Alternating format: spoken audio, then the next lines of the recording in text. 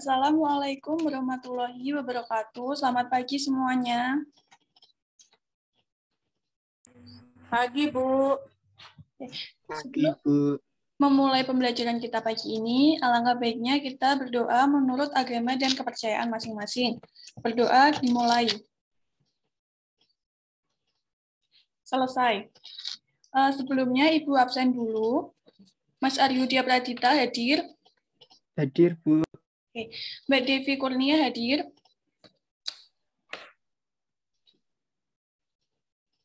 Mbak Devi hadir tidak ya? Hadir, Bu. Oh ya. Mbak Eka Endang hadir. Hadir, Bu. Mbak Esther Lestari hadir. Hadir, Bu. Oke, Mbak Putri Ayu hadir. Hadir, Bu. Ya, berarti hadir semua ya. Pembelajaran kita hari ini, kita masih di tema 2, yaitu selalu berhemat energi. Kita masuk ke subtema 1, yaitu sumber energi pembelajaran yang pertama. Pokok bahasannya ada 3, yaitu gagasan pokok, energi matahari, dan sumber daya alam. Pada gagasan pokok, kita akan belajar tentang pengertian gagasan pokok, ciri-ciri gagasan pokok, cara menemukan gagasan pokok, dan contoh gagasan pokok. Sedangkan pada energi matahari, kita akan belajar tentang pengertian energi matahari, manfaat energi matahari, dan perubahan bentuk pada energi matahari. Sedangkan pada sumber daya alam, kita akan belajar tentang pengertian sumber daya alam, jenis-jenis sumber daya alam, dan manfaat sumber daya alam. Kita masuk ke materi yang pertama, yaitu gagasan pokok. Gagasan pokok adalah ide atau hasil pemikiran utama dalam sebuah paragraf. Ciri-ciri gagasan pokok, ada yang mau membacakannya? Saya, Bu. Oh iya, Mbak Eka, silakan. Ciri-ciri gagasan pokok. 1. Dinyatakan secara jelas dalam suatu kalimat utama dengan lengkap. 2. Memiliki arti yang jelas dan mempunyai kalimat penjelas. 3. Mengandung suatu topik pembahasan atau topik bahasan. Atau pokok bahasan. Terima kasih, Mbak Eka. Jadi ciri-ciri gagasan pokok itu, dia ada di kalimat utama. Biasanya dijelasin dengan lengkap. Kemudian, pada kalimat selanjutnya, dia terdapat kalimat penjelas dan mengandung topik pembahasan atau pokok bahasan.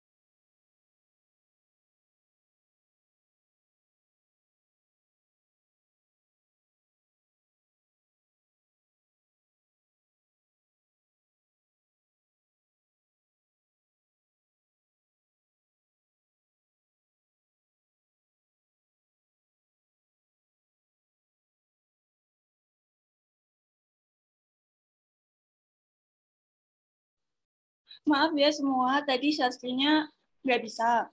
Kita lanjut ke materi selanjutnya, yaitu cara menemukan gagasan pokok. Yang pertama, memahami teks bacaan dengan baik. Yang kedua, mencari garis besar dari paragraf tersebut. Yang ketiga, mencermati kalimat pertama dan terakhir. 4. Memastikan kalimat yang ditemukan sesuai dengan ciri-ciri gagasan pokok. Dan yang kelima adalah mengambil kesimpulan.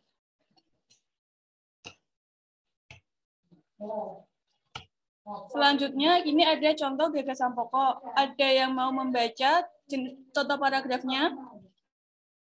Saya, Bu. Oh iya, silakan.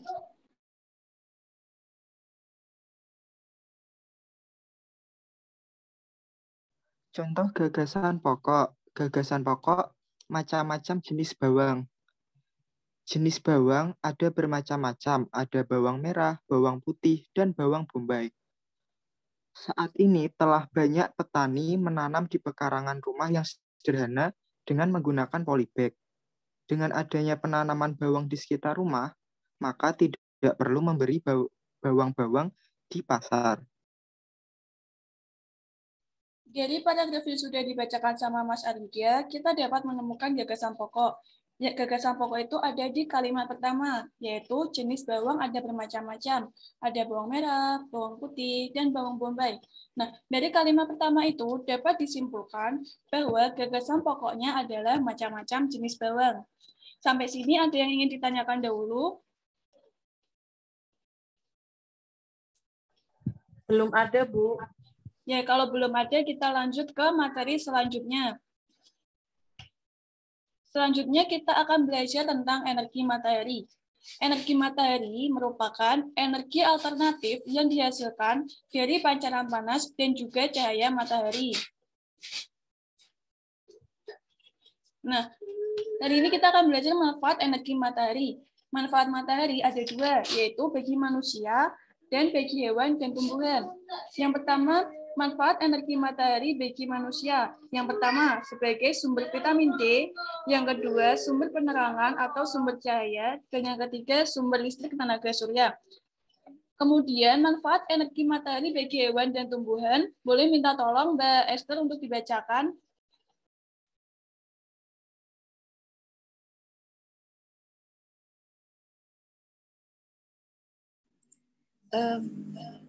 Bagi hewan dan tumbuhan, yang pertama menghangatkan tubuh, yang kedua melancarkan proses pencernaan makanan, dan yang ketiga fotosintesis, dan yang keempat memproduksi oksigen. Terima kasih Mbak Esther. Jadi energi matahari itu bermanfaat bukan cuma sebagai manusia, tapi bagi hewan dan tumbuhan. Kalau nggak ada energi matahari, kita tidak bisa mendapatkan sumber vitamin D bagi manusia, dan bagi hewan dan tumbuhan, mereka tidak bisa melancarkan proses pencernaan pada makanan dan proses fotosintesis pada tumbuhan. Selanjutnya, perubahan bentuk energi. Ada 3 contohnya. Yang pertama, perubahan energi matahari menjadi listrik melalui panel surya. Yang kedua, perubahan energi matahari digunakan untuk menjemur pakaian. Kalau tidak ada energi matahari, pada saat kita menjemur pakaian yang basah, maka pakaian tersebut akan susah kering. Dan yang ketiga adalah contoh perubahan energi matahari dalam proses pembuatan garam. Jadi petani garam itu dia membutuhkan matahari untuk proses pengkristalan garam dari air laut menjadi garam. Kalau tidak ada energi matahari, maka air laut tersebut tidak akan menjadi garam. Selanjutnya kita akan belajar tentang sumber daya alam. Sumber daya alam atau biasa disingkat dengan SDA adalah segala sesuatu yang berasal dari alam dan dapat digunakan untuk memenuhi kebutuhan hidup manusia. Nah, sumber daya alam itu dibagi menjadi 2 jenis, yaitu sumber daya alam yang dapat diperbarui dan sumber daya alam yang tidak dapat diperbarui. Ada yang tahu pengertian sumber daya alam yang dapat diperbarui?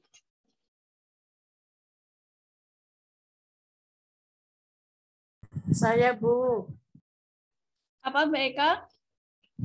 Kalau sumber daya alam dapat diperbaharui, itu jumlahnya itu di bumi banyak, Bu. Sedangkan kalau sumber daya alam tidak dapat diperbaharui, itu kalau lama-kelamaan digunakan itu akan habis. Ya, betul. Jadi, sumber daya alam yang dapat diperbarui itu, apabila kita gunakan secara terus-menerus, dia tidak akan habis. Sedangkan sumber daya alam yang tidak dapat diperbarui, apabila kita gunakan secara terus-menerus, sumber daya tersebut akan habis. Contohnya, yang pertama sumber daya alam yang dapat diperbarui, ada tanah, hewan, dan tumbuhan. Sedangkan sumber daya alam yang tidak dapat diperbarui, contohnya ada batu bara, minyak bumi, dan gas alam.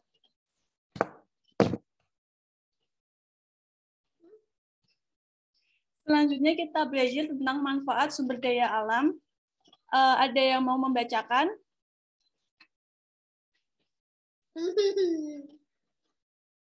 Mbak Putri, bisa tolong dibacakan?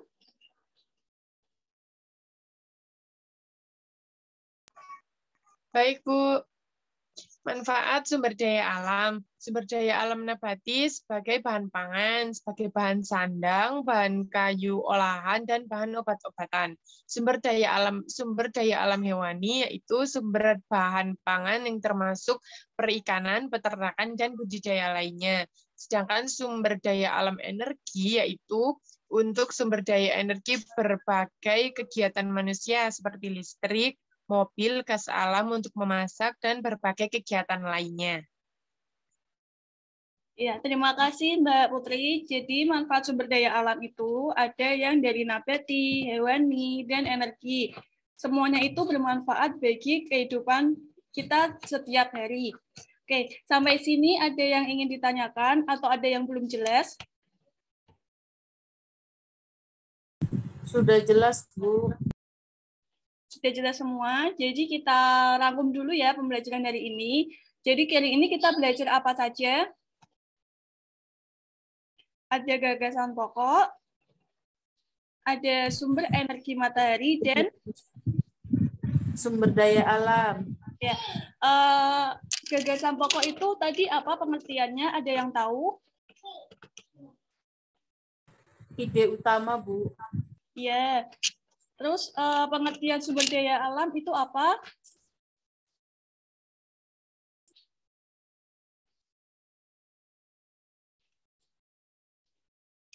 Sumber daya alam adalah segala sesuatu yang ada di bumi dan dimanfaatkan untuk kehidupan sehari-hari. Nah, sumber daya alam itu ada dibagi menjadi dua jenis, yaitu sumber daya alam yang dapat diperbarui dan sumber daya alam yang tidak dapat diperbarui. Untuk penguatan materi kita hari ini, nanti Ibu kirimkan soal latihan di WA Group dan dikirimkan sebelum jam 7 malam. Paham semuanya? Paham, Bu. Paham, Bu. Ya, sekian pembelajaran kita hari ini. Semoga ilmu yang Ibu sampaikan dapat bermanfaat. Kurang lebihnya, Ibu mohon maaf. Wassalamualaikum warahmatullahi wabarakatuh. Waalaikumsalam warahmatullahi wabarakatuh. Sampai ketemu di pertemuan selanjutnya ya. Iya, Bu.